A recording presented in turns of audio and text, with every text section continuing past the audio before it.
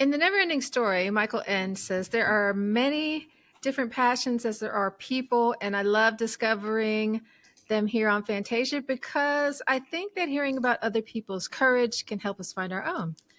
Hearing about other people's passions may spark our own. So here with me today is Tigrilla Gardenia. Welcome, Tigrilla. Well, thank you. Thank you so much. I'm super excited to be here. Me too. We got to start, though, with your name because it's such a unique name. There's got to be a story behind it. There is. So the synthesis is Tigrilla, is actually a small South American feline. So I live in a place called Damanhur. It's one of the largest spiritual communities in the world. It's located in northern Italy, and as part of our path, we get to conquer, because it really is. It's a collective process, a new name. The first name is usually an animal or nature spirit, and then the second name is a plant or a fungi. Hence my name, Tigrilla. So it's the super cute, small feline that lives up in the trees. So did you choose that?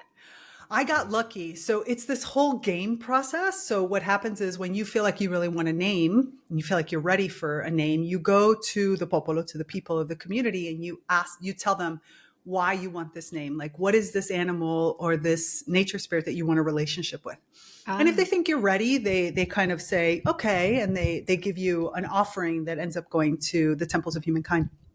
But at the end, once you've collected all of these offerings, you, in the appropriate time, you end up in front of the entire people. So it's usually a collective meeting or some kind of a ritual or event that we're doing, and you present it to the people. And that's where it gets fun, because people start saying, yes, that name is perfect. But others might say, no, I see you more as this animal, or I see you more as this animal.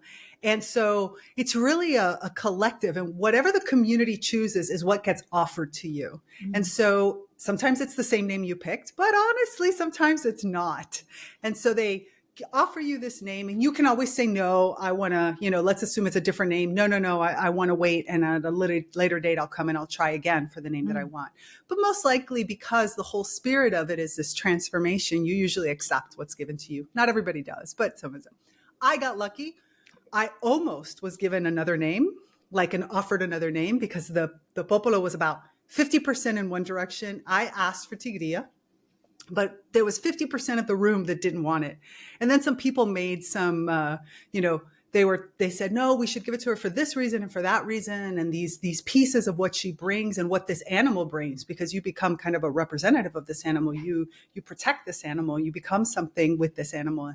And that sort of swayed people over. And all of a sudden there was a resounding, yeah, let's give it to her. So I got lucky. Not lucky. I earned it. That's awesome. Really earned it with blood, sweat, and tears. That's awesome.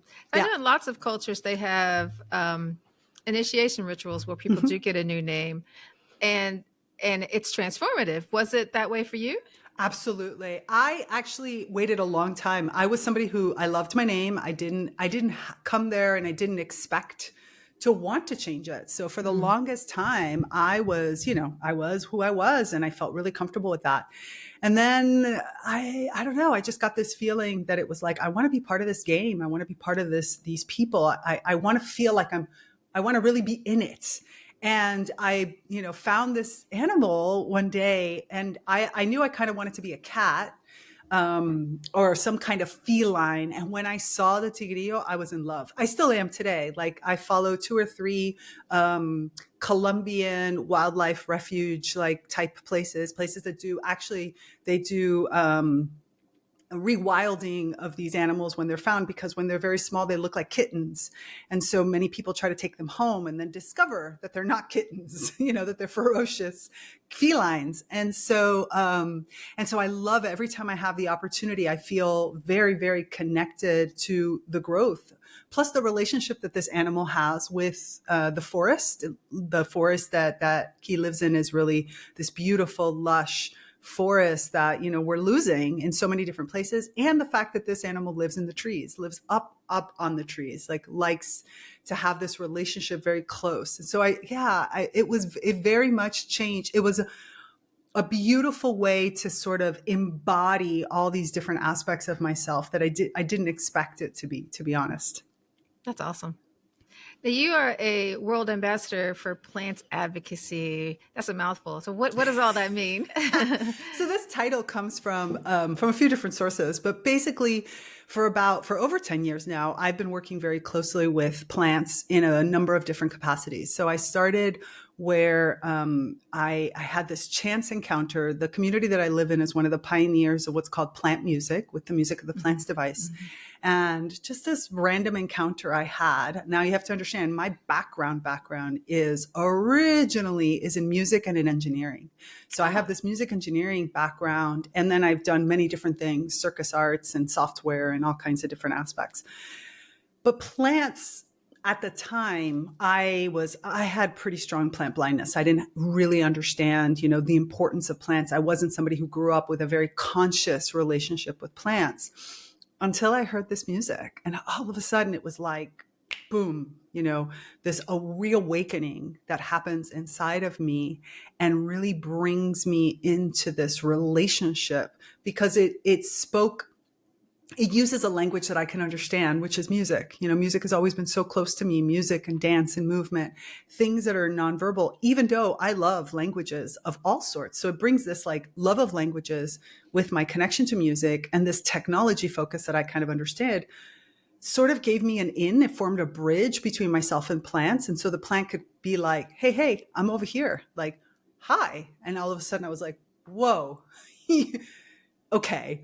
And that just, I dove in head first, kind of down the rabbit hole of plant intelligence, plant consciousness, plant neurobiology, all the aspects of understanding who this being was. Since I lived in a spiritual community and I was I've been a part of multiple esoteric schools, I had all this kind of spiritual side.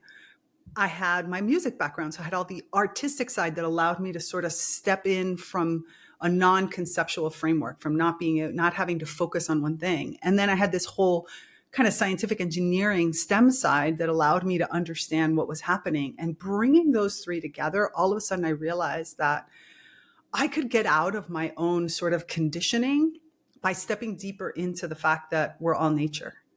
And from then on, connecting into that aspect of I am nature. Like, I am a being of nature. I participate in nature. I co-create with nature.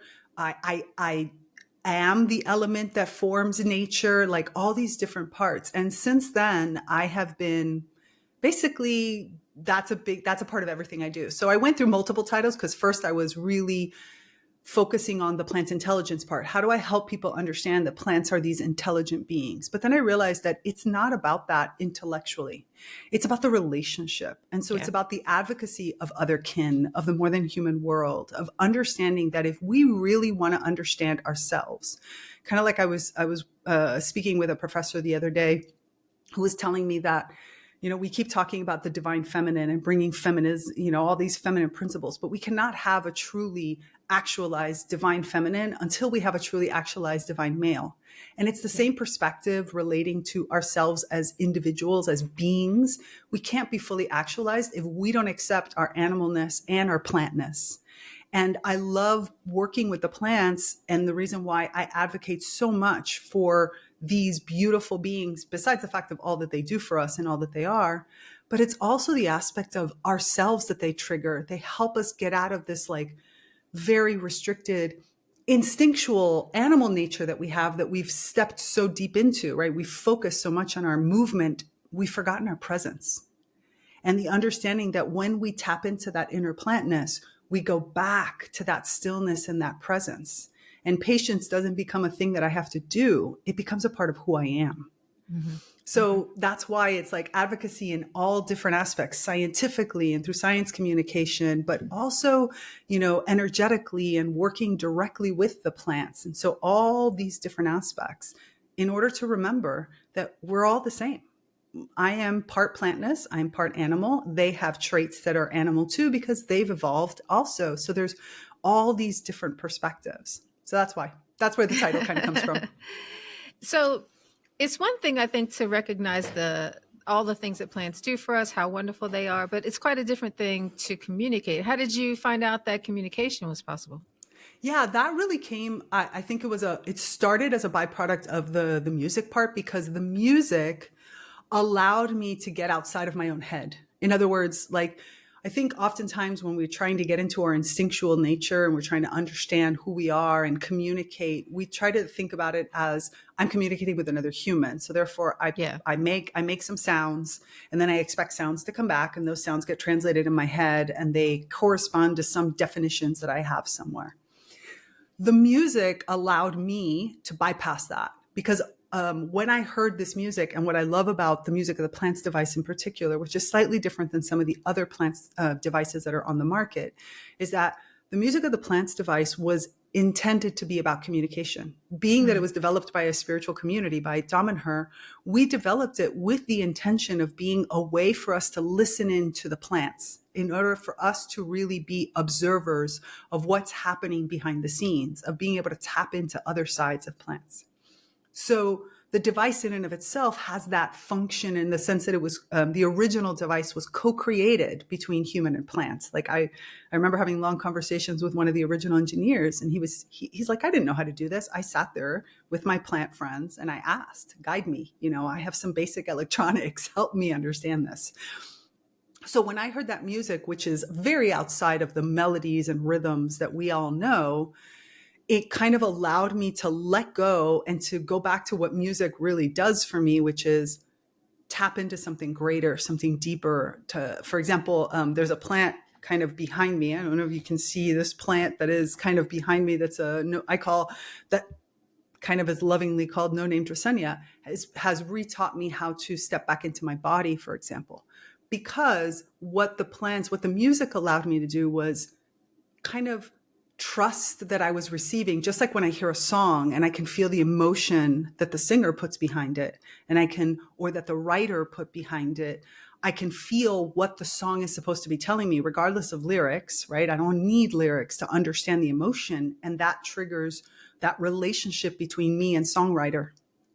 It was like, okay, this is the same thing. What I am experiencing, because music is something I know, I don't have to know and be able to define what I'm experiencing. I can just trust it. And from there, that allowed me to start to expand into other forms, because then I sort of got to know the way a plant wanted to share with me. What was some of the sort of language points that gave me anchors in things I could trust, so that when I would walk by a plant and all of a sudden a weird thought came into my head, I could say, oh, you're the one that's bringing that. You're the one that's trying to get my attention here. Because even though now it's not music, but I get that same feeling as I do when it's with the music. And from there, I was able to slowly expand out and realize that in part, I am a verbal person. I like to talk. So therefore, the fact that there's running conversations going through my head, that I'm sort of more clairaudient, is not my mind chatter. It is my way of receiving. It's like a receiver. And what I had to do was learn how to tune it. And sometimes I'm going to tune it through music. Sometimes it's going to be words. I'm going to sit, with a tree, Gary the silver fir, in front of my house, and I can sit there and I can hear words that pop up. They're not in the language that I'm expecting. And I often take a while before I can bring them into some kind of order, but I know that that's where it's coming from. And from there, it's just been expanding, all trying different mechanisms in order to be able to communicate. So we're talking about the singing plants of Dom and Her. I'm following you, but there may be people who don't have any idea what either one of those things are. So can we back up and tell us about Dom and Her? Yeah, so Dom and Her is this amazing community where what we call our first city, or like our main area, is in northern Italy. We're in the foothills of the Alps in northern Italy, but we're an esoteric society and a community. It's kind of like, I call this Hogwarts for adults. What is it like when you live your spirituality 24/7? So therefore, we live in shared homes, we live in community, and there's also initiates all around the world. We have an entire initiatic path. I mean, we've been around for this is our 50th year, like structured year, since the community was founded here. Few years before this in Turin, while, everything was sort of getting started. And here every aspect of life kind of takes that. What is it that we're doing in order to help reawaken humanity, right? That's our overall mission. And sometimes that's done by just living, right? The fact that we live together, we share experiences, we're evolving together, because in nature we know that, when you do things with others, that's when you evolve the fastest.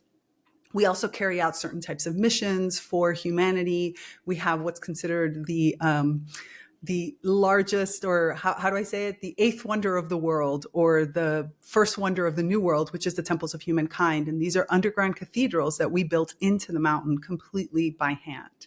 So it's an entire society, it's an entire school, it's an entire group of friends that all live together, and uncles and cousins and all kinds of different things on this initiatic path with a common mission of the reawakening of humanity. And how did the singing plants become a part of this? Yeah, so in the late 1970s, as part of the path, came this whole concept of, we were doing a lot of paranormal studies at that time, and that's always been sort of an underlying piece of everything that we do. And as part of those paranormal studies, it was really trying to understand other beings, right? We have divinities, and we have, plants and animals and all kinds of different aspects. And there was a group of people who liked electronics, and we thought, well, what happens if we try to connect a plant, because plants have electrical signals just the same as we as humans do, right? They have these these action potentials that fire within their bodies. And so we said, well, what if we try to read those? That was kind of the original idea. And could we tap into the thought process of plants, to what plants are experiencing? And we tried a lot of different experiments in about started this about 1978 was when we actually started. So long time ago now. And the idea was, how do we try different things? Like, for example, if I connect a plant to a door, what will happen? Like, who will the plant open the door for? And so we found that the plant would open the lock, like the little mechanism for humans that they knew, or animals that they knew, that they had a relationship with. And so we started expanding from there. And one of the thoughts was, well, if plants are creating these frequencies, right, with these electrical frequencies, what happens if we make that into something auditory? The first sound was horrible because it was like raw sounds. It was like, it was really ugly. But then we thought, oh, what if we used MIDI and we turned those into notes of music? So that's where the music of the plants was born. The original concept of it was the idea of us listening in. Right? We'll tap into you. You go about, do your thing. We're going to listen to see what we learn and how we can relate. The interesting part is that anytime you have music, if you're a musician, you know this. If you hear music, I had friends of mine that would do this in the gym. They would hear weights that touch together, and they would try to make a rhythm out of it. So of course, every time that people would hear this music, musicians will pull out a guitar and try to play along, thinking, again, I'm playing along to something that the plant is experiencing. But what we discovered was that the plant started to change the music in order to harmonize back with the human. And that's where we realized, oh my goodness, this is a two-way conversation.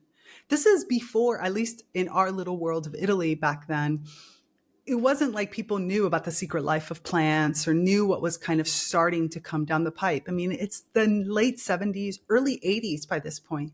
And so we developed it into a device that was this sort of crude way of being able to hear these notes of music and to start to interact with the plants and to see what would happen. So we discovered many different things, like plants would learn how to use the device and then could harmonize more with the humans. So we had the first plant concerts that happened. We started to eventually test things like healing, because you have sound healing and you have the fact that plants are healers naturally. So you get this sort of extra piece to it. So I did some research into the effects of plant music on human health.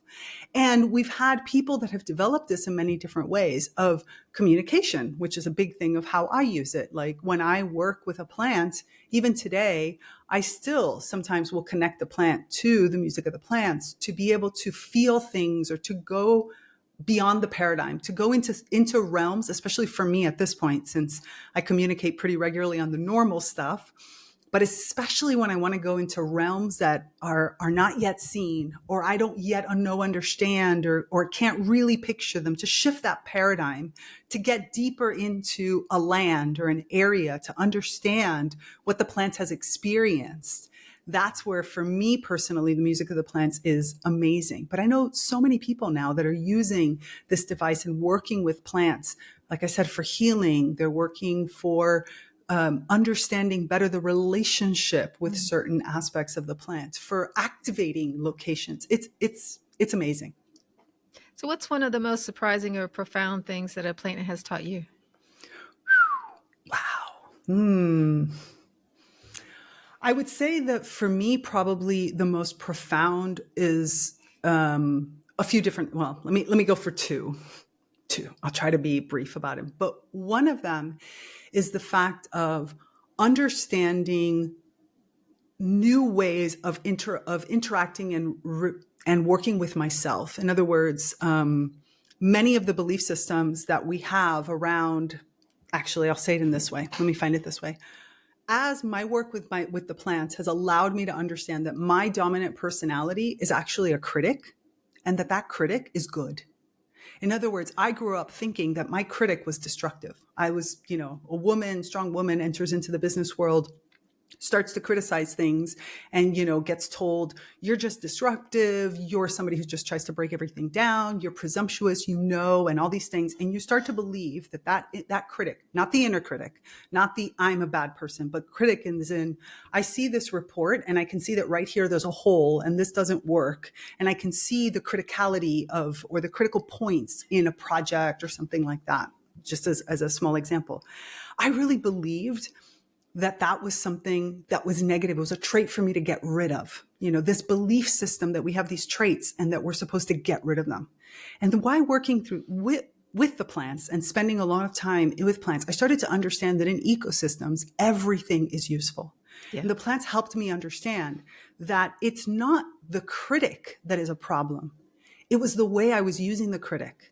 The amount of the critic I was using, like the weight, how much weight I was giving it, the mechanism, how I was applying the critic, and when I was relying on the critic to speak. In other words, I started to look at everything as an overall ecosystem, starting with the idea that everything is useful if I learn how to use it. And that has probably been the number one thing that plants have taught me that has transformed my life as well as the life of my clients, because it goes in a completely different direction of something is wrong with me. I need to change this. I need to eliminate. And it changes even our entire relationship with the whole idea of the shadow self. The shadow self is not the negative things you hide in a corner and they're bad and you should get rid of them. They become these are the things I don't know how to use. These are the things I'm putting into, or the parts of me that are disruptive and are destructive, but that's positive because I need to break things down in order to build them back up. So really stepping deeper into the fact of, if I am an ecosystem myself, and as an ecosystem myself, I interact with ecosystems on a regular basis, that means everything we are is useful. And even that person in the corner that just said something ridiculous has its purpose. And that ridiculousness could fit. Where is it that ridiculousness fits? So it helped me kind of get out of this human conditioning to step out of all of the constraints that humanity, that society has put inside of me, and to come back into myself with this belief system that everything is useful. I have to just learn how to use it. I have to learn how much. I have to learn where, and I have to learn how to apply it, and I can change constantly. So when you're talking about plant teachers, in some communities, plant teachers are referring to psychedelics. Right. That's not what you're saying. Not at all. Actually, have never the only time I've ever been well, that's not true. I've been in the presence of psychedelics all the time, but I even remember one time when a group of friends of mine were doing ayahuasca and I was sitting in the corner, and the shaman, who I was the only person that could speak directly with the shaman language wise, kept saying to me, "Are you going to drink?" And I was like, "Nope." I'm like, "I don't need to." Like, the relationship comes through a different channel for me. I don't have any problem with it if that's your path, but it's not something I need, because every plant can be a master teacher when you create that relationship. And sometimes it's a species, but oftentimes it's not even the species. The rosemary in your house, or Noel the Christmas cactus, who's my business partner right now, each one of these plants sure have universal principles that you can connect into, which many people do. But also, once we form a relationship, it's kind of like if you and I as humans were forming a relationship, I could learn so much from you that is not the things that you teach as a profession. As a profession, you teach certain things, but in our relationship, you trigger things inside of me. You pull things inside of me. You make me think about things. And so I can learn so much from you. And I find it's the exact same thing with plants. Sure, as a species, if I, take rosemary, I get these characteristics. Or if I work with dandelion, I get these other characteristics. But if I have this one dandelion plant that I go and I visit on a regular basis, that dandelion has an entire set of experiences based on where that dandelion grew up, on the experiences of all the generations of dandelion before, of the land itself being able to share. And so therefore, I'm going to get a whole different form of relationship. And so for me, I don't kind of, again, I've never, well, actually, that's not true. As an initiate, we don't do psychedelics anyway. But even before that, it doesn't call to me. I like the relationship coming from a different place for me personally. So do all plants want a relationship, or how do you know who's open to that? In my experience, not all plants want a relationship. And I think that that's another aspect of this that happens, which is that I think we want to impose our relationship. And it's not like that. It's about asking. It's about conversation. It's about creating a relationship. And sometimes even a plant, like, for example, I mentioned earlier, Noelle, the Christmas cactus, who is my business partner. Noelle and I have only started to work in the last few months, because prior to that, I was working with spider plant, capital S spider, lowercase p plant. That's the plant's name. Like, that's the name spider plant always wanted to be called by. And spider plant and I built much of my business working very closely with this plant. I designed entire, healing protocols and music healing. I worked through COVID with this plant. This was my business partner. Like, I had so much respect and love for this plant. And then at some point over the last second half of last year, spider plant said to me, "You do realize I'm about to go on sabbatical?" And I was like, "What do you mean?" It was like, "I'm just preparing you. I'm not going to be here for very much longer." Not just in, like, as a plant, spider plant still exists, but spider plant was I'm going to reduce my size. I'm going into hibernation. I need to do something different with my life. And you need something different for your business. And then a few months after that, I got the Noelle is going to be the plant. And I just kept staring at Noelle going, "No, you're not." Like, Noelle and I do not have that relationship. Noelle is not a chitty chatty kind of plant. And it wasn't until around the end of the year and the beginning of this new year that all of a sudden I realized that it's exactly the fact where spider plant and I talked. That was how we had built our relationship. We had built our relationship through a communication that was pretty much verbal or music based. Those were the two ways that we would talk and we would experience. And I built programs with spider plant. I worked on, modalities with spider plant. Noelle is very different. Noelle is teaching me to go outside of paradigms that I don't yet even understand. Noelle doesn't talk to me. I don't sit there with Noelle and take notes. I feel a presence, and sometimes I feel a tap on my shoulder that says, "Stop and just receive what I want to give you." And then it'll come in over time. It's a very, very different relationship. So even with plants that we do work with for a long period of time, it's not a given that they want to keep working with you. It could be a time where you outgrow each other or you need different things. So it's extremely important to always do that check-in. Like, what are we here to do? Why are we working together? And do we want to continue, or do I need something else? In other words, spider plant needed something completely different. The healing that spider plant started to do from COVID on was taxing, was very taxing. And at some point, spider plant said, "I don't want to do this anymore. I need rest. I need to go into myself." And as much as I didn't want to, I wasn't ready.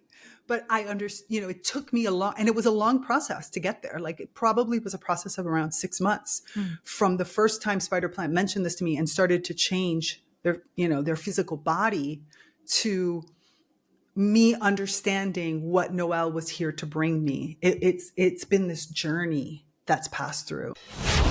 Love the vibe? Join the tribe. It's free, and the link is in the show notes. See you there.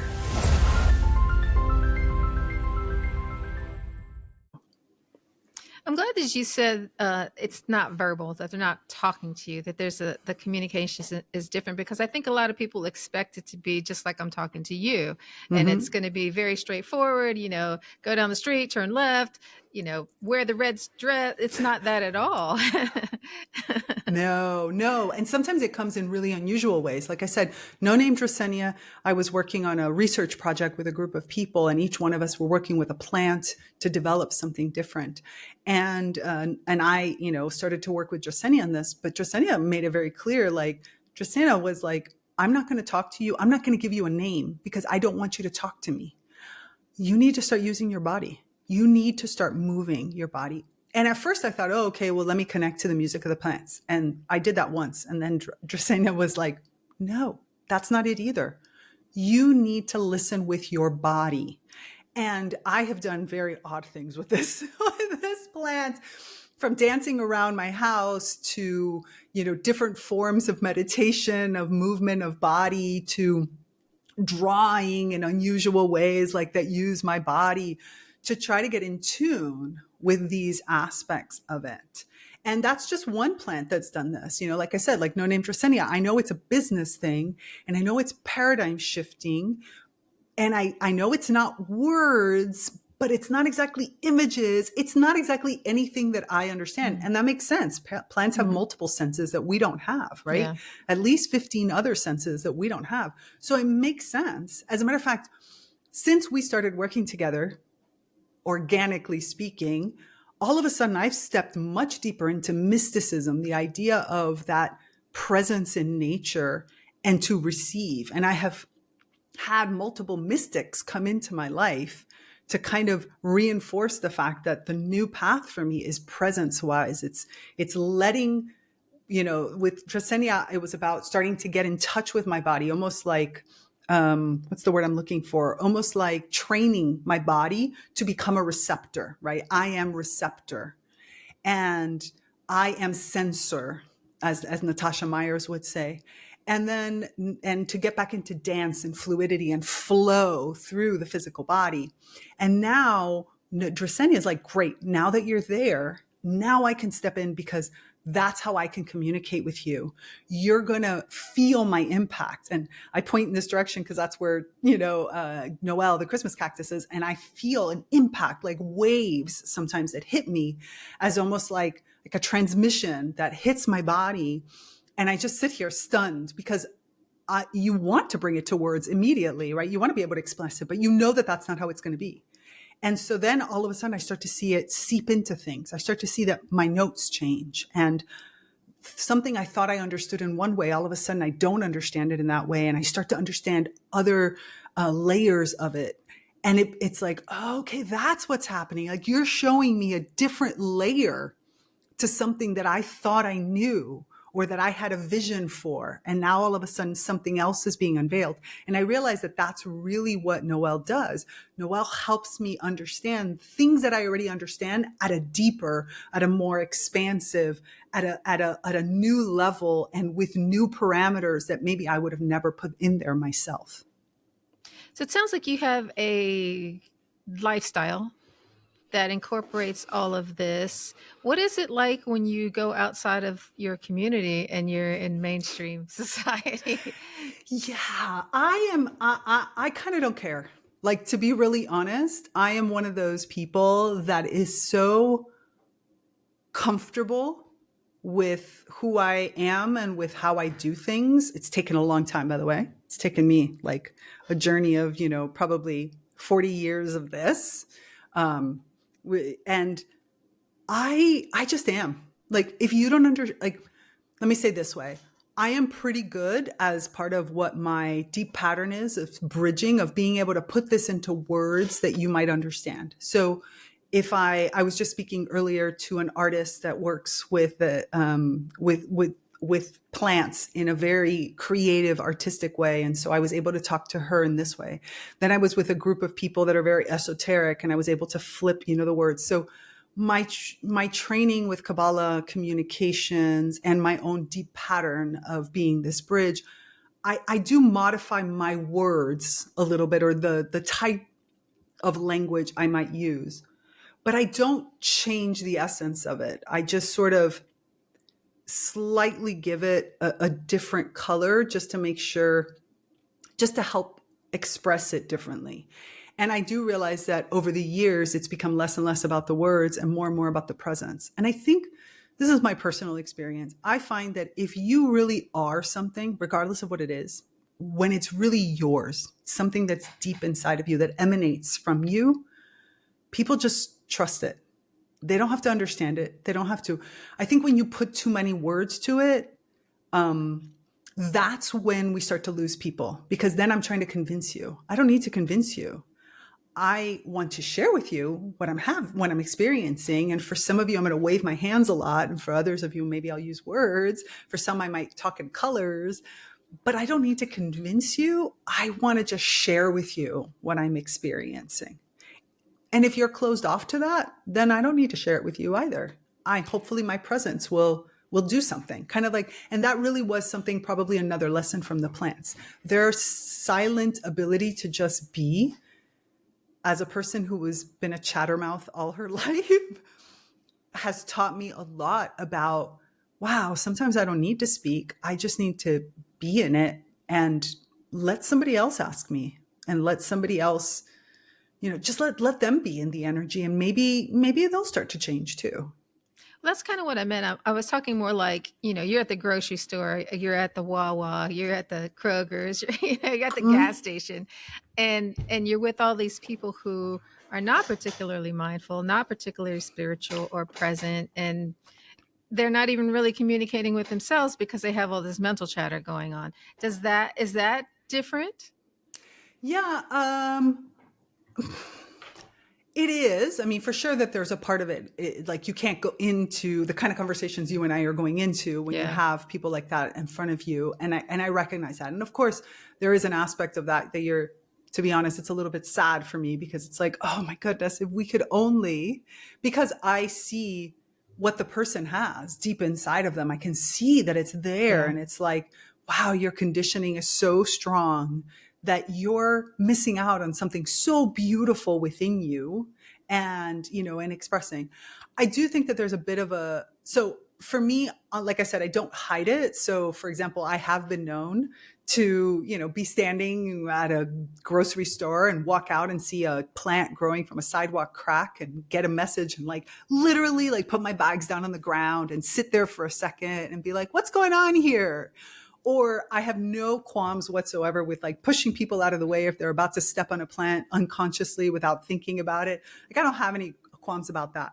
I think another gift from the plants, going back to the fact that my primary, my dominant personality is a critic, which can be a little judgmental. It has the capability of being judgmental. And so part of this work with the plants has been to understand that I can turn judgment into discernment, and that my judgment can be on a situation, but not on a person. Mm-hmm. And I can meet the person where they are. And so therefore I could push you out of the way so you don't touch a plant. And then the person's like, what the hell did you just do? And I'm like, look how cute. Why would you want to step on that? Rather than saying, look what you were about to step on because you're you're not awake and blah, blah, blah. So I think it has helped for me to still be true to self and authentic, and find playful ways to express it without losing the essence of it. Mm-hmm. So I think that's been a big piece. So when you're out somewhere, like you just said, I'm coming out of the grocery store, I'm hearing this plant communicating. What would prompt a plant to sing or to communicate? Do they have to be happy? Do they have to be, I don't know, or are they doing it all the time? I really think plants, just the same as we do, I think plants have, their own inner lives that are experiencing. This is, of course, an area of much debate. I do a plant consciousness commentary live stream every Friday, and we are talking so much about the inner life of plants, because the scientific world struggles with thinking that plants are aware of themselves and all these different, but that's a whole other piece that we can talk about at some point. I do find that I've experienced all kinds of plants. I've experienced those that are completely silent and, don't feel the need to interact in some ways. I have had others that are super chattery, that are just waiting for somebody who's going to listen. And so they bring it in. So I do think that there's a wide range. And I especially think that there are many plants out there, at least in my experience, that are waiting to be brought into the conversation, that want to interact with humans, that want to have a different type of relationship. I kind of think of it a little bit as they're holding space. They're creating space in some ways. And so therefore they're holding space, can hold this space for humanity and for animals and for everything all along. And at the same time, there's an entire grouping of them that want to partner. They want to go beyond that themselves. And so when I'm out and about, and I have to say this, all of this is experimentation and even readaptation constantly, even for myself as a human. I've had to redefine clothing, food, stepping on grass, right? I went through a long period at the very beginning of my journey where I could not walk on grass comfortably. Like, am I supposed to kill the grass? Does it kill the grass? Is it okay to create a path here? Like, I went through this entire path, a period of time where I was like, I erred on the side of caution, which was probably extreme, but it was what I needed to feel that sort of void on the other side, or to look at it with utmost reverence, and then consciously bring the plants back into it. Is like, wait a minute, I'm thinking of you like a human, where of course, if I got stepped on every day, that would be horrible, but you're different. So what does that mean? And sitting on the grass and asking, in different places, in different countries, in different types, the grass on, the sidewalk, or the grass that's in my lawn, or the grass that's in this or in these other pieces, and trying to rebuild a relationship that probably hasn't existed in 200,000 years type of thing. So I do think that there are plants that want to communicate. I think everybody kind of goes back to that. Everybody has their function. Some are happily carrying out their function isolated, and they have no desire to necessarily interact with us other than a hi, bye, I'm going to be polite type of thing. And there are others that instead are like, I'm so glad that you're here and you're listening. I have so much I want to tell you. And I think part of this process is also us not being so I struggle sometimes with people who are like, I'm going to go and hug a tree. And I'm like, can you ask the tree if the tree wants to be hugged? Because I have definitely met trees that have said, please don't touch me. Same. Please don't touch me. And so I think that process of honoring the wishes of the plant is so important. And again, it's all about relationships. And from a Damanhurian philosophy, we believe that there's a number of what we call missing archetypes, right? We have all these different kinds of archetypes out in the world that are what helps us make up the constraints of what is our world, right? What our world is made up of, all these archetypes. We believe there's about 20 archetypes that are actually connected to relationships that are missing. And the ones that hold them are the plants. And so I have spent a long time trying to understand some of the relationships that plants have that we don't consider, like commensalisms, right? I am taking from somebody, right? But that person doesn't really care. So I'm getting an advantage and the person's not being affected at all. It's something that in our world today, we think of it as mooching, right? We think of it as, and yet in a natural setting, an ecosystem, it's a perfectly natural type of relationship that exists. Just the same as competition has its place. And it's not all based on mutualisms, right? There's predation and there's parasitism. There's all kinds of different relationships, and probably more that we don't even understand because they're outside of our realm. And so I think that that's kind of when I try to approach a plant, I try to think about it like, what kind of relationship am I supposed to have? And in some cases, I don't know, because I'm still don't understand. So I have a plant that's maybe silent. Like I'm looking at a plant that's sitting on my windowsill, plant that has been living with me for a long time. And I kind of don't have a relationship with that plant. I don't think anything is wrong. I just don't think we have a relationship other than I water you and I ensure that you're living okay. And I don't know if a relationship, just like with Noelle, is going to develop over time. But I feel like right now I'm not in a place to understand whatever type of relationship. So right now it's like nobody is affecting anybody. Like we're just there. We're in everybody's presence. That's it. How does your relationship with plants impact your use of herbs for food or for plants as medicine? Do you do that? I do. I don't. I do in general, but I think it's no different for me. And that's probably the part that is Okay. different for others, is that it's no different to me than my clothing or my furniture, and the fact that plants gave their lives for that. So, or the fact it's also changed my relationship with animals relating to food. Like oftentimes people think I'm supposed, I'm vegan or something. And I'm like, why would I be vegan when I have to take the life of a plant in order to eat a plant? So Yeah. therefore, I'm more of an intuitivore. I believe heavily that the most important thing is the relationship you have. Hence why living in community, at least when I'm home, I have the advantage of knowing how my plants and my animals have been, raised, and how they have died, and being a part of that cycle of life. So yes, I use plants in all kinds of things. I love cooking. I'm a big foodie. I'm a Taurus. I love food. And I definitely love things with lots of flavor. So I use a lot of plants. And I'm very conscious of the fact that plants in all of my food, just the same as I'm conscious that animals have given their lives in order for me to eat. So I think here's this interesting thing that another one of those side things that it took me years to realize that had changed in me is I actually realized I was eating less, not because I was holding myself back, but because I was more satiated. Because I think that understanding and giving reverence to and gratitude to the fact that these herbs and these plants, and the same thing with, herbs for medicine and things like that. I feel like that act of recognition that you are giving of yourself to me, and of also being much more in tune with your body, because you get into these natural cycles and you step into a different flow and a different relationship. Even when I travel, I realize this, because my cycles change depending on the location where I am and all these different pieces. I naturally get sick less. And we notice this in Dom and her from various experiments that we've tried and living in the woods and other kinds of things. You naturally get sick less, and you naturally eat less, or you eat better. You eat more in connection with your body.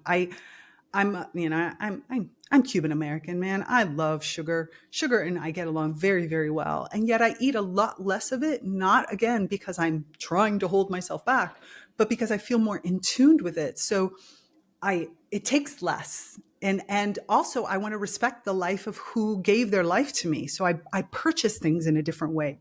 Whether I waste less clothing, I hold on to things for a longer period of time. And it's not a conscious, I must be sustainable. It is the ultimate respect and reciprocal relationship that gets created. So it, like you said earlier, it's a lifestyle. It starts to, if you allow yourself, it starts to change everything around you, because you realize that if I'm going to respect you, then all of those things have to change. I can't eat like a gullard and eat everything. I can't buy furniture or fast clothing and still say I respect plants. I cannot call myself somebody who's in relationship with plants and then go down and buy myself, 17 t-shirts that I wear 4 times and then throw them away. It doesn't work. Yeah. Yeah. And so I think that that's probably where my life has changed. And when I'm outside of the home, I'm even more conscious that that's probably the bigger differences. It's not about like sitting and hearing a plant that spoke to me as I walked by and having a conversation, but it's about, those elements and asking questions like, well, industrial agriculture is not just bad because of bees, but does a plant really want to grow in a monoculture? Like, Is that really fair to them?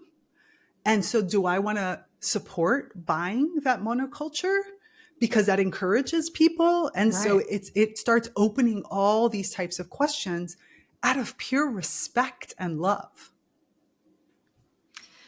Do you think that humans ever collectively had this awareness of our relationship with plants? And if so, how did we lose it? Any ideas?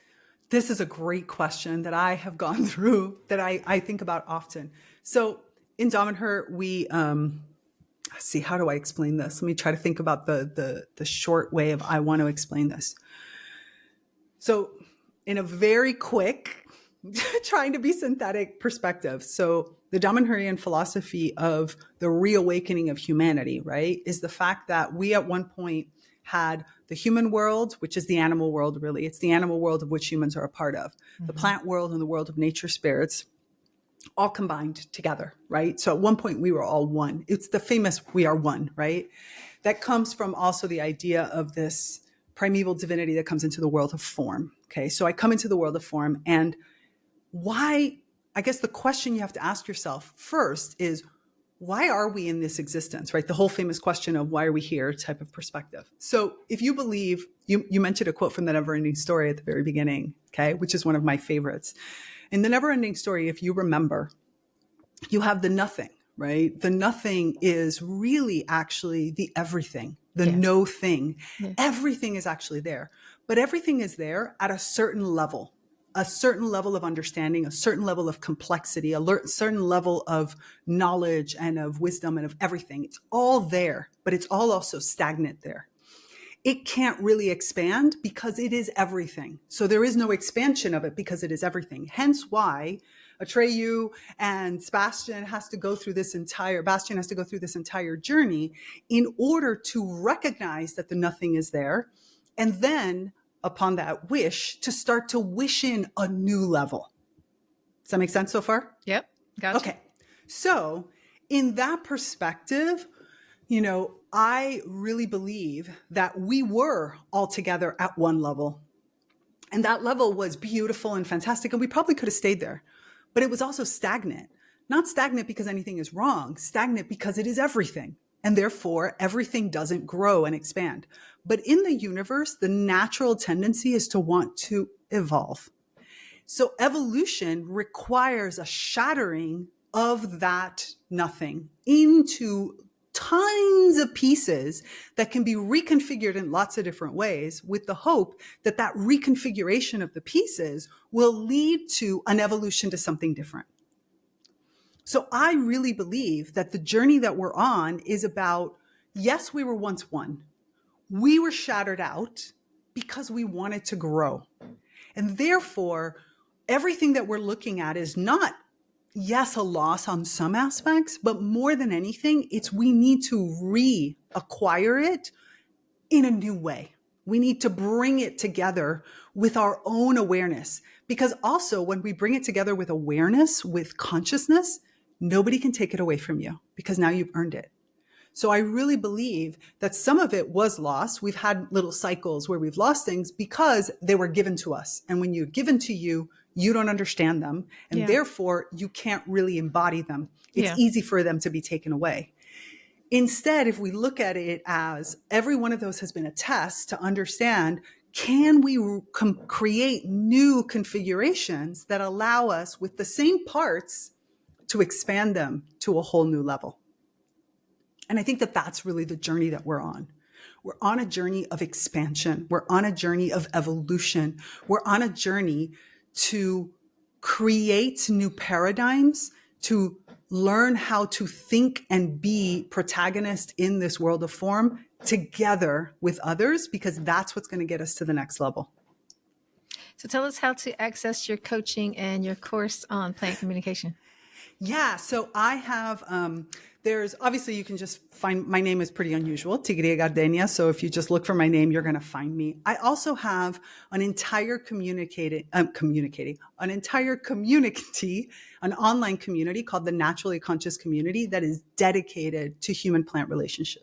It's all about everything we've just talked about and expanding who you are based on these relationships. In there, I have multiple levels and multiple memberships. I have a whole free section that has all kinds of great events, but I also have then memberships that have my book club, my teachings. So my arts and creativity group, because our writing and creativity group is a really great way to also, again, expand and think beyond.